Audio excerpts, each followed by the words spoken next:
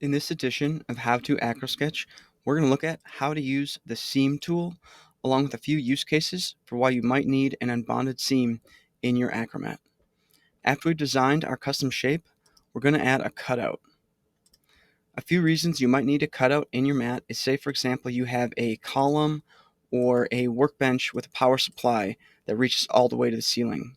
Without an unbonded seam here, you would not be able to wrap your mat all the way around that column. So we're going to navigate up to the toolbar, select the seam tool, and with this, you have the ability to add a seam to your cutout.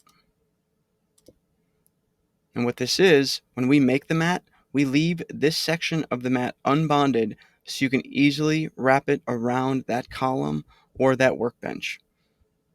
And what you can do is include an Acromat repair kit with your custom mat order, which includes an adhesive that allows you to bond this seam together once the mat is installed. Another reason you might need a seam in your custom mat, say for example you've designed a large custom mat, upwards of 2,000 square feet. Sometimes the installation with larger mats can be a bit more complicated. The mats can be extremely heavy. What you can do is add a seam to section off portions of the mat, which would then have us make and ship it in separate pieces. And again, with the Acromat repair kit, you can easily bond this together once the mat is installed. Two final notes here.